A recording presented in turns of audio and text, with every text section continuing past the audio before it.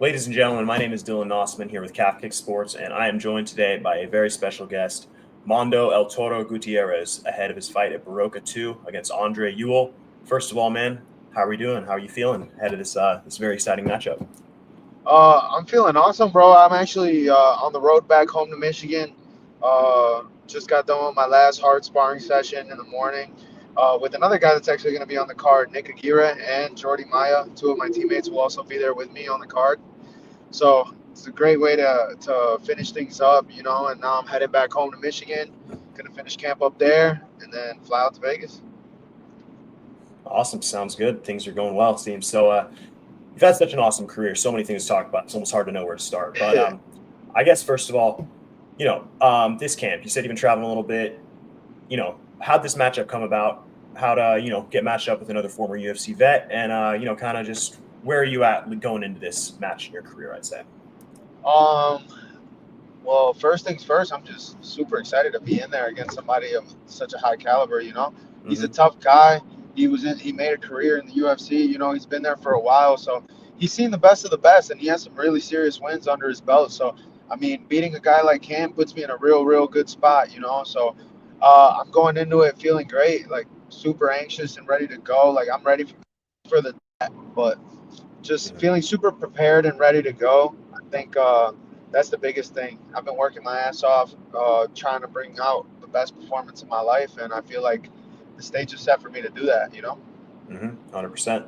So, coming off your last fight, you're going to be back in the States this time, but you were over Yeah, across the Pacific over in Japan with Deep for your last fight. yeah, So now your first time over there. I'm going to ask about that a little further in the question cool. or in the interview. But talk to me about that experience. Just going over. I've talked to so many fighters who say fighting in Japan is almost like a career goal for them. It's such a birthplace of modern MMA. What was that Yeah. experience like, and how was that trip for you? It was super unique, man. Like getting to go out to a whole other country and experience it. First off, Japan is such a pleasant place to be. Like just to go Mm-hmm. visit, just because the people are so nice, so respectful, so disciplined. Everything's so clean and so orderly. It's Mm-hmm. awesome, man. I loved it just being there. But obviously, getting welcomed with open arms by a Japan top team, where Kaya Sakura trains, was also a huge plus. I felt really at home. I had a lot of people with me, a lot of people supporting me. That definitely helped out a lot. So I felt like I Mm-hmm. put my best foot forward out, and I was able to go out there and perform and beat one of the best prospects in Japan. Mm-hmm. So one of the best guys that's not a part of Risen.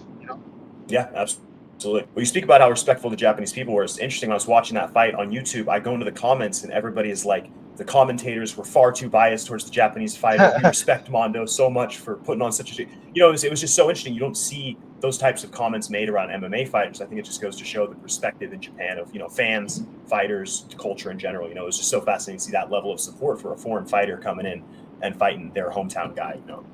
Yeah, I think definitely I felt very welcome, and I felt like a lot of love from the Japanese crowd. But at the same time, don't get it twisted.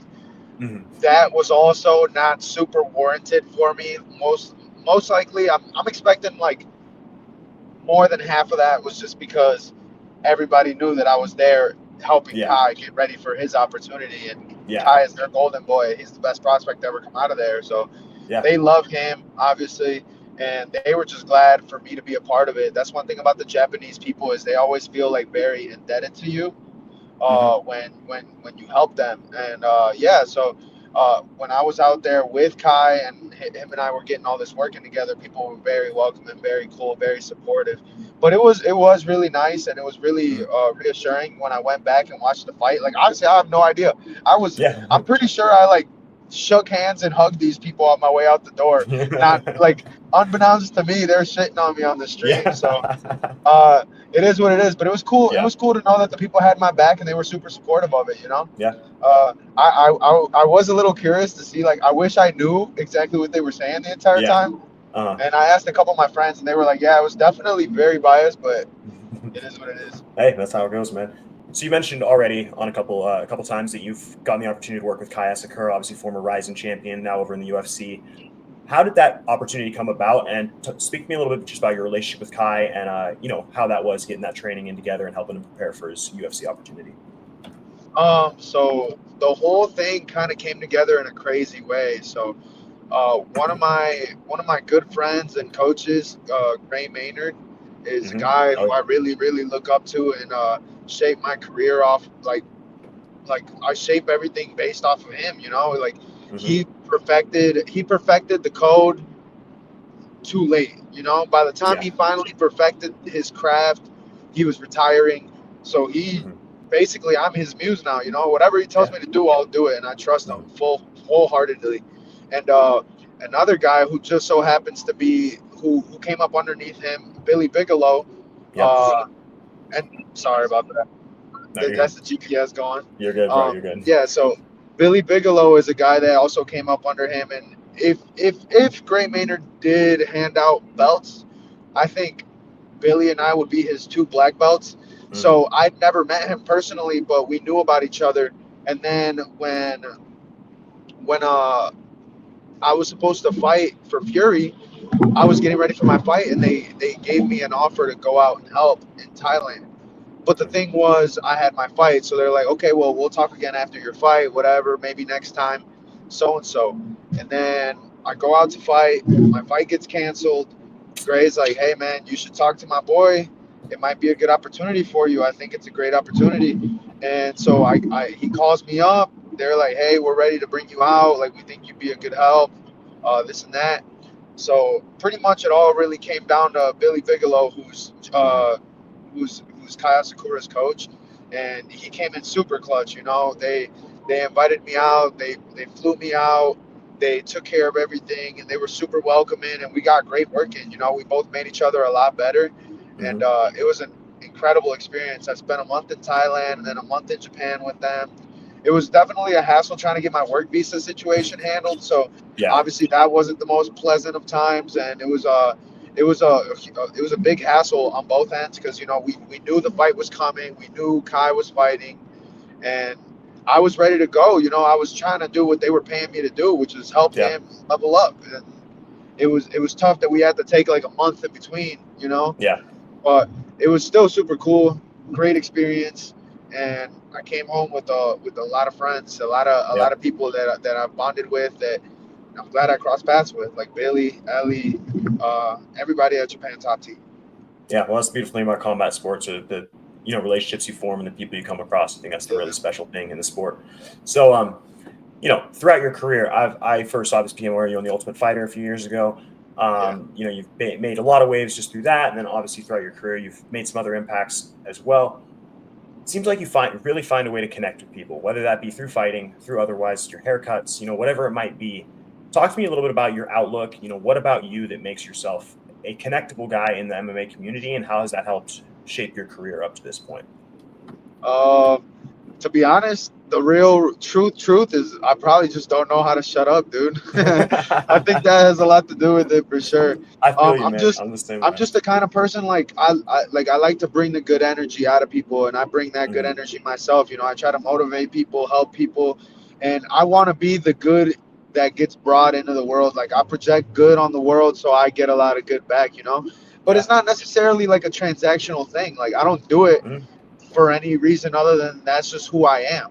Yeah. And I feel like if I'm a good person to people, I give myself the best opportunity to, you know, to have a good, a good impression on that person and have a good interaction with that person. So, you work hard, you control what you control that you're a good person, and things are gonna Hmm. fall into place. And that's been everything to me. That's been my motto my whole life. That's how my parents raised me. Just be humble, be kind, and things will work out. And that's what I've always done. So I think Amen, brother. that alone helps me a lot. Yep, absolutely, 100%. So obviously, as people can see, there. Actually, I'm gonna get to that question in a second. Reset.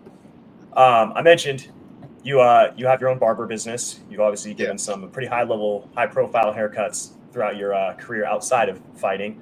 Talk to me about the top three haircuts you've given, whether it's high profile individual, you did a good job, whatever that might be for you. High profile. Obviously, you got to start at the top of the list. The one people never stop asking about is the Connor cut. Yep. Connor was getting his haircut during the season. Uh, because one, I told him that I was good at it. And two, he had already seen a few walking billboards on the show just because Hmm. I was cutting up a lot of the guys on the team already. Yeah. Well, guys in the house period because I was cutting. There it goes again. You All got good, hey, man. you got to leave those in there, bro. It kind of Yeah, gives of a course, of character. course. Yeah, 100%, man. But I think that was definitely a big one. Mhm. He was super cool, good guy, and I think it made him like me a little more than he would like somebody that he was just like knowing in passing, just because I treated him like a human Yeah, rather than how people typically treat him like he's some mogul. yeah. Everybody deserves to just be a normal person. Everybody Hmm. deserves to just be a person in the chair, and Yeah. that's what I gave him. That's what we did, and it was cool. And he's still a friend to this day, so that's a cool one. Another one I'd put up there would probably have to be I cut hair for the WWE thanks to Hmm. one of my sponsors, Maestros Classic, like whenever they're in the Okay. Midwest. Hmm. And I've cut up some pretty cool guys like Sheamus. Hmm. Sheamus is actually a really, really cool guy. I met him, Finn Balor, Hmm. Randy Orton, a ton of dope guys, Lindsay Dorado, tons of guys. All So the right, question. WWE would definitely have to be up there. Question about Sheamus. Does he let you cut his Yeah. mustache, or is that off limits? Is that for him to handle himself? Oh, we lined up the beard. We did Oh, the there whole we go. thing. We Let's did the whole go. thing. I Yeah. love it. I No, we love it. got them together. I was wondering if Yeah, that's the you type got of to put thing a he's lot of like. trust into somebody. Yeah. Oh yeah, Yeah. absolutely, man. But The thing about sorry to them interrupt. is they can't just pick a haircut. Like Yeah, they're told what to get. You have to get what they tell you. they're So a character. it's They been gotta keep that going. exactly exactly. So yeah, they just tell you what they The need, and you cannot mess it up. And lastly, I would say probably just all of like all of the MMA world. Just like yeah, it's cool that I get to cut people up in Thailand. I can go anywhere in the world and cut hair. I'm in yeah, Japan cutting hair. There's pictures of me cutting hair in Vegas, in Cali, in Mexico, in the middle of nowhere, in my tiny little village that my family's from. Like literally anywhere.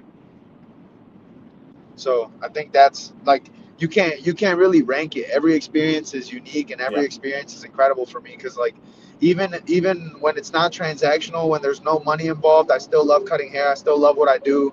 I love cutting up my teammates the day before their weigh in, before their Hmm. fight, so they feel 100%. I love giving them that confidence. I tell people all the time, I don't sell haircuts. I sell confidence, and Yeah. I give people what they need and I make them look Hmm. good. I make them feel great, and like it's just the best feeling in the world. So it's just cool for me Yeah. to be able to do that for people. It's just one of my things. 100%, man. So I like that you mentioned Mexico right there because that kind of hinges into my next question. So I like that you mentioned Mexico right there. It kind of hinges into my next question. So I live in Arizona. I grew up in a largely Hispanic town. I've always been fascinated and loved the idea of the Mexican fighting spirit. That kind of Hispanic raw energy within that kind of just moves them forward in the ring and throughout life. And I also love that you walk out to traditional Hispanic music, La Caspa del Diablo, if I'm not Yeah, mistaken. Tremendous song. yeah, What does that heritage, what does that Hispanic heritage mean to you as a fighter, and how does it feel for you to represent, that history and ancestry when you walk into the cage? bro. Before we even get into that, I'm so impressed that you even knew the song that I walk out to. I don't think I've ever posted it. I don't think I've ever said it. Like, I'm surprised you knew I, what that song was. Honestly, dude, I've listened to quite a bit of Spanish norteño, mariachi music in my life, and I heard that song, and I've had some friends play it, so I had to go. that's nuts, bro. That's so cool. Yeah, it's one Thank of you, my thank you. favorite songs, man, and it just gets me super hyped up and ready to go. But Mhm. as far as like the heritage and like fighting for my flag, I feel like it's just like it's such a cool honor to be able to fight and be a big representative of Mexican MMA. Obviously there's guys at the top doing it, like my teammate Yair. Uh, you got Brandon Moreno, you got Alexa Grasso, you got a ton of people that are just putting the flag, holding it high. But me personally, I feel like I'm unique just because there's a lot of people from like in Mexico more opportunity, and a lot of the guys, no knock by any means, but most of the fighters in the UFC that are Mexican or that are high level, they all came from a city. I'm from a Yeah. tiny little village where we barely have internet, barely have running water. Like I'm a Hmm. totally different kind of like representative of Mexican MMA. So obviously I train in the U.S., but my heart is in Mexico. I Hmm. train a lot. I train a lot in Mexico. The team that I train for, Valley Flow Striking is obviously like heavy Mexican presence, heavy Latin American presence. So it's just an honor to be able to raise the flag high and motivate people and show them that Mhm. people from any walk of life can do this. It's awesome to Mhm. see people from my tiny little village round up and watch my fights on like whatever it's streaming on, and when Mhm. the entire town shuts down for it, and Yeah. it's a lot of pride. It's just it fills my heart, and it reminds me that it's more than just me. It's not just me out there. Mhm. 100%, man. Yeah, having that, community, that culture, that ancestry behind you, I'm sure means more than anything. So again, you're hinging my question so well today. I love it. So you mentioned you're training down in Mexico, but you also train at Valley Flow Striking, of course, in the Chicago area, and then, if I'm not mistaken, you're still with Murcielago MMA to some extent as well, right? Yep. Yep. Okay, yeah. So, So Monday through Wednesday, Valley Flow, mhm, yeah. and then the rest of the week I'm at Murcielago. It's a half and half every week. Okay. So talk to me about, obviously some people like cross training, having a couple gyms. Clearly it works very well for you. Talk to me about the differences between those two camps, obviously two fantastic gyms, and then just how that cross training kind of working on both benefits you in your career and your skill set. Um, well, a lot of people don't know that I was born and raised in Chicago. Like I grew up in Chicago, so that's where my family all still live. And I just moved to Michigan to fight because at the time the number one ranked guy at every weight class in the Midwest was from this small, Hmm. unheard of gym, Murcielago MMA. So I wanted to be Hmm. that guy. I wanted to be that person that filled that void because it was every weight class except for mine, and I wanted to be the person that filled it. And looking back now, it's crazy. Like that's really how it went down. If it wasn't for Coach Joaquin, I don't believe I ever would have made anything out of myself when it came to the fighting. Hmm. He walked me through everything. He taught me everything. I threw my first punches with him. He took me all through the amateur ranks. He showed me how things were done, and I owe a lot to him. So I'm gonna be with him till the wheels fall off. But obviously, there comes a point where you have to keep seeking out further knowledge and doing work and balance between them and flow striking. Hmm. I believe Mike Valley is the best MMA mind in the entire sport. He's a phenomenal coach. He cares a lot about his guys, and he's also really boosted my confidence as far as my preparation and everything that leads into the fight. So I'm just super ready to go. I'd run into a wall, like run through a wall for both of my coaches, and I'm super excited to go out there and represent both of them like usual. We got a good, well-oiled machine going on, and Hmm. the collection of guys at both gyms is phenomenal. Obviously, like you got the upper echelon guys at Valley Flow, but Murcielago has a lot of guys that are on the come up, but they're all tough as nails and very very good guys. You'll be hearing about very soon if you haven't Hmm. already.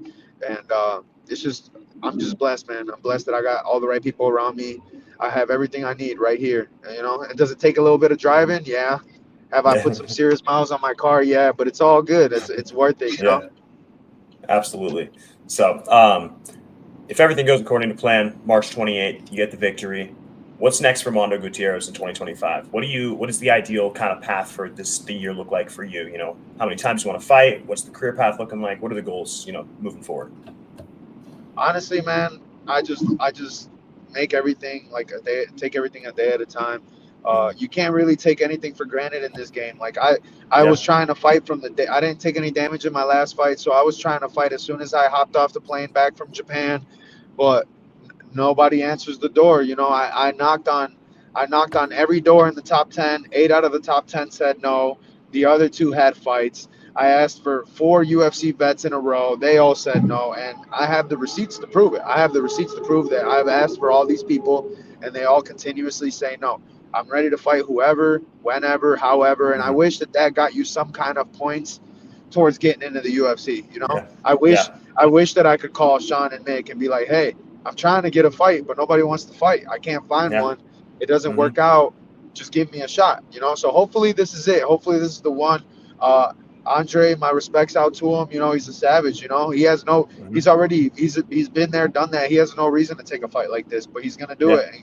Obviously, I got a lot of respect for him for it, but there will be absolutely no remorse on the night of the fight. I have to go out there and perform and get what's mine. It's my time now. He's been there. He got his taste. He's got his 9 fights in.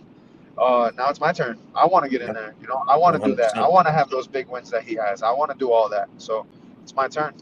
Yeah, well, with the team around you and everything and your drive, I have no doubt that that'll be coming soon. Last but not least, I know you've obviously mentioned so many people already, but do you have any coaches, sponsors, teammates, anybody you'd really like to thank, for this camp and leading up for this fight? Well, first off, thank you for the opportunity, bro. It's always Absolutely, nice man. to, you always know the fight's starting to get close when you get to hop Hmm. on and talk to some people, and Yeah, for spread the sure. word. So I appreciate the opportunity. Shout out to my management, make putting all of this together, Hmm. making it all happen. Shout out to Rando. Shout out to Peter Lapari. Shout out to everybody, my team, Valley Flow, Murcielago, all my teammates, everybody that's been a huge help for me throughout this preparation. Obviously, my girl, my girl, Hmm. she does everything behind the scenes, and I love her to death. And without her, this would be way fucking harder. So I feel you, man. she's the best, man. She's my rock. She keeps me together, and she keeps me pointed in straight north. So uh, Hmm. I'm just blessed, man. I want to thank Yeah. God for the opportunity and to putting me in a position where I can just do what I love and be surrounded by the people I love and just be motivated to, compete. Like my heart is full, so I can't lose. There is nothing to lose. I'm gonna go out there and fight with everything that I have, and I'm gonna go out there and win. So that's as simple as it gets for me, and that's what makes it so easy for me to Hmm. go out there and perform. Is like I already won at life. There's nothing else to worry about. Yeah, that's the beautiful thing, man. It's just doing it for the passion and love of the game, right? Oh You yeah, got everything you exactly. need. So, all right. Well, thank you so much for joining me once again. Everybody, make sure to go follow Mando on Instagram, El Toro Gutierrez. Check out his YouTube channel a little bit. Got some good old career highlights, good documentaries on there as well. And make sure I'm not exactly sure how they're going to be streaming yet. I think I'm pretty sure it's going to be through Spectation Spectation sports. Sport. Yeah, a lot of great fighters in that card. It's going to be a fantastic event, and I'm looking forward to seeing you go out there and get that win, man. Hell yeah, bro. I appreciate it, man. And yeah, everybody tune in, man. It's gonna be a sick card. I got two teammates on the card, Jordy Maya, Nick Aguirre, who are also looking to make a splash. So God willing, we go out there, go Mhm. 3-0, and then go party after. Hopefully, I see you out there, bro. Yes, sir. Can't wait. Have a good one, man. All right, my Peace. brother.